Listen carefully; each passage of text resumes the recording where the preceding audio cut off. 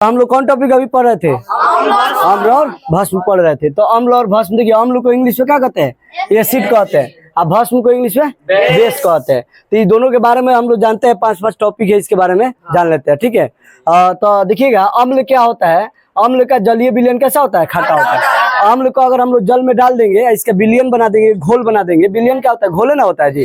इसको विलयन मतलब कोई भी पदार्थ को मिला दिया जाता है किसी चीज में, तो विलयन बन के तैयार हो जाता है। तो उसको हम लोग क्या कहते हैं? घोल कहते हैं। अब देखिए विलयन कहते हैं या घोल कहते हैं। तो अम्ल का जलीय विलयन कैसा होता है? खट्टा होता है। और इसको जीभ पर रख के चेक करेंगे, जीभ पर रख के चाटेंगे उसको, तो कैसा होगा बताइए? अगर खाटा रहेगा तो कैसा होगा? अरे खाटा तो अम्ल है, खाटा तो अम्ल है। भस्म का जलीय विलयन कैसा होता है? स्वाद में कड़वा होता है। अब साबुन ले लीजिए, साबुन चाहे ले लीजिए चूना, और जीभ पर रखिए तो खारा लगेगा या कड़वा लगेगा? तो क्या है? चूना या साबुन हो गया, ये सब क्या है? तो भस्म है। तो भस्म का जलीय विलयन कैसा होता है? स्वाद में कड़वा या खारा होता है। अम्ल का जलीय विलयन स्वाद में कैसा होता है? खट्टा होता है। बताइए अम्ल किस में पाया जाता है? तो नींबू में, इमली में, दही में, या खट्टे पदार्थ जो भी होगा वो सभी में पाया जाता है। जो भी खट्टा पदार्थ होगा हम चेक करेंगे खा के या चख के, या उसको खाकर चेक करेंगे। अगर वो खट्टा होगा तो क्या होगा बताइए? और उस सब में क्या होगा? अम्ल होगा।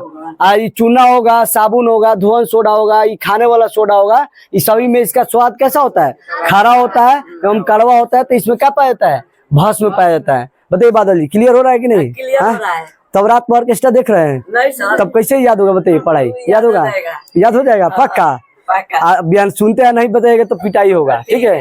तो देखते हैं, बात कह रहे लोग रात भर ऑर्केस्ट्रा देखते हैं बादल जी, खाली देखते हैं कि कौन ऑर्केस्ट्रा में पातर है और कौन मोट है। बताइए, तो ये सब काम करेगी तो पढ़ाई समझ में आएगा। एग्जाम नजदीक है, पढ़ाई पे ध्यान दीजिए, ठीक है।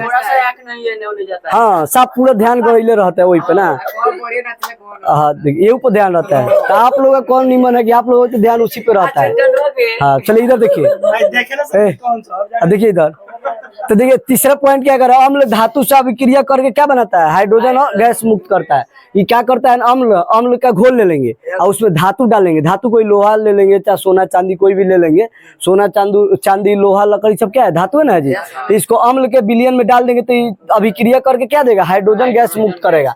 अब भस्म क्या करेगा? इसका जलीय विलयन क्या करता है? भस्म अम्ल को उदासीन कर देता है, कोई रिएक्शन नहीं होता है। उदासीन करके क्या बनाता है?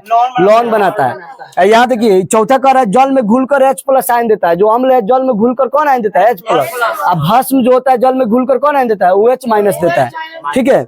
आइए देखिए, अम्ल को अंग्रेजी में एसिड कहते हैं। अम्ल को अंग्रेजी में क्या कहते हैं? एसिड कहते हैं। एसिड शब्द से बना है, जिसका एसिड का अर्थ क्या होता है? खट्टा। एसिड का अर्थ क्या होता है? खट्टा। अब भस्म क्या होता है? भस्म को बेसेस कहते हैं, अंग्रेजी में क्या कहते हैं? बेसेस कहते हैं। अब बेसेस को अल्कली भी कहते हैं। क्या कहते हैं? अल्कली कहते हैं। अल्कली शब्द अरबी भाषा अल्क्यूली से बना है। कथी से बना है? अल्क्यूली से बना है, जिसका अर्थ क्या होता है? पौधों का राख होता है। पौधों का राख होता है। तो बोले क्लियर हो गया कि नहीं हो गया? तो समझ में आ जाएगा। अपने से सारा पॉइंट लिख सकते हैं कि नहीं लिख सकते हैं? तो चलिए समझ गया, तो थैंक यू सो मच।